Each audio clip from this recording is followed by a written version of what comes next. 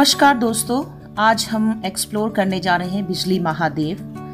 बिजली महादेव मंदिर हिमाचल राज्य के कुल्लू जिले में स्थित है, जो कि भगवान शिव का एक प्राचीन मंदिर है। इस जगह की धार्मिक मान्यता तो है ही, साथ ही यह ट्रैकिंग में रुचि रखने वालों के बीच भी बहुत लोकप्रिय है। बिजली महादेव ब्यास नदी के किनारे बसा हुआ है। वो इसकी पहाड़ी के आसपास के पहाड़ों का जो अद्भुत दृश्य देखने को मिलता है, वह देखने दूर दूर से लोग यहाँ पहुँचते हैं। यदि आप भी घूमने का मन बना रहे हैं या बिजली महादेव के रहस्यों के बारे में विस्तार से जानना चाहते हैं, तो आज हम आपको इसके बारे में संपूर्ण जानकारी देंगे। ये हिमाचल राज्य के कुल्लू शहर से लगभग 25 किलोमीटर की दूरी पर स्थित है। इसके सबसे पास का गांव चांसरी गांव है, जहां से बिजली महादेव पहुंचा जा सकता है। यह समुद्र तल से करीब 2460 मीटर की ऊंचाई पर स्थित है। आप बस से या स्वयं के वाहन से कुल्लू जिले तक पहुंच सकते हैं। यदि आप बस से आए हैं तो आप कुल्लू बस स्टैंड पर उतरकर वहां से लोकल बस या फिर टैक्सी करके भी चांसरी गांव तक पहुंच सकते हैं। चांसरी गांव से बिजली महादेव पहुंचने के लिए ट्रैकिंग का रास्ता 3 किलोमीटर लंबा है, जिसे आप 2 से 3 घंटे में आराम से पूरा कर सकते हैं। लेकिन आजकल में जो आप ट्रैकिंग के लिए उससे चांसरी गांव से थोड़ा ऊपर वहां तक गाड़ी जा सकती है, तो वहां से आप 1.5 किलोमीटर आपको लगेगा बिजली महादेव पहुंचने के लिए। और बीच में कम से कम 5 से 6 पॉइंट्स ऐसे हैं जहां आप आराम कर सकते हैं। और जिनको सांस लेने की प्रॉब्लम है या किसी और तरह की बीमारी है तो ट्रैकिंग ना करें। वैसे बिजली महादेव का ट्रैक कोई ज़्यादा बड़ा नहीं है, लेकिन ये बहुत ज़्यादा मुश्किल भी नहीं है। इसलिए यदि आप ट्रैकिंग में रुचि रखते हैं तो यहाँ आप ज़रूर जाइए।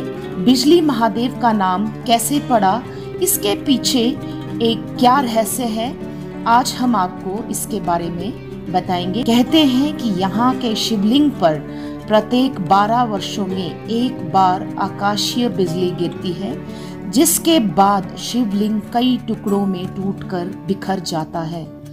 इसके बाद उस मंदिर के पुजारी बिखरे हुए शिवलिंग के टुकड़ों को लेकर उसे मक्खन की सहायता से फिर से जोड़ते हैं और कुछ समय बाद ही वह एकदम नए शिवलिंग की तरह लगता है। इसी प्रकार यह मंदिर जिस पहाड़ी पर स्थित है, उस पहाड़ी से जुड़ी भी एक कथा है। ध्यान से देखने पर यह पहाड़ी एक सांप के आकार में है, जिसका वध स्वयं महादेव जी ने किया था। इसी के साथ यहाँ स्थित शिवलिंग के पास कान लगाकर सुनने से नदी के बहते हुए पानी की आवाज सुनाई देती है। यह आवाज पहाड़ के नीचे बहती हुई पार्वती नदी की होती है। जब आप 1.5 किलोमीटर का ट्रैक करके सबसे ऊपर पहुंचेंगे तो वहां का सुंदर दृश्य देखकर आपका मन प्रफुल्लित हो जाएगा।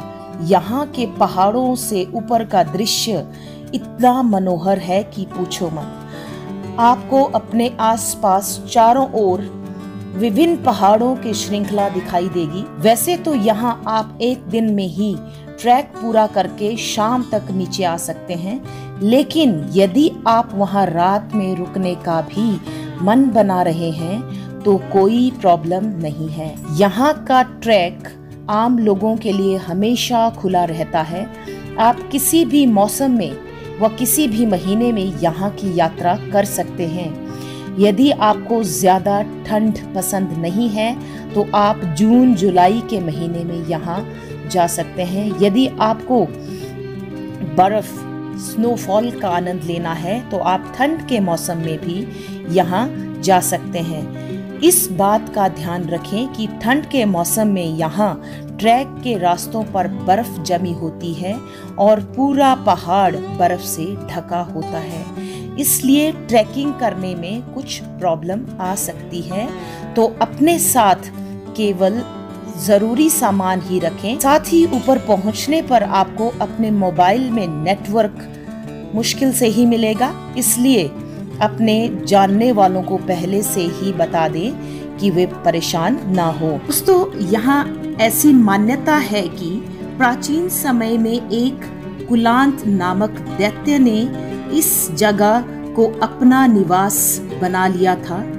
वह एक विशाल अजगर का रूप लेकर मंदी घोगरधार से होकर लाहौल स्पीति के मथाना गांव तक आ गया था।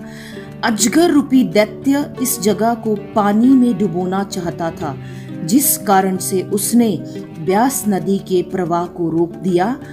उससे वहां निवास करने वाले सभी जीव पानी में डूबकर मर जाएं।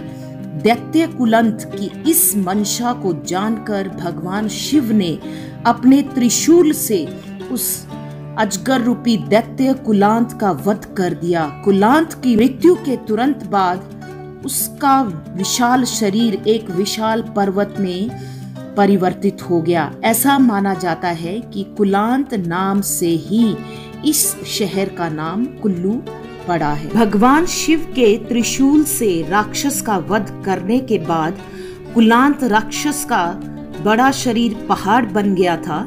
इसके बाद शिवजी भगवान ने इंद्र को आदेश दिया कि हर 12 साल में एक बार इस जगह पर बिजली गिराएं। मान्यता है कि तभी से यह सिलसिला जारी है। यहाँ के लोग मंदिर पर बिजली गिरते देखते हैं, जिसमें शिवलिंग चकनाचूर हो जाता है, लेकिन पुजारियों के द्वारा इसे मक्खन से जोड़ा जाता है और ये शिवलिंग पुराने रूप में आ जाता है।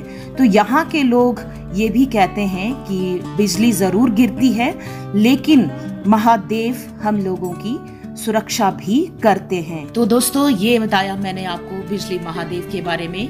तो आपको ये वीडियो कैसा लगा जरूर बताइए। Thank you for watching. Bye bye.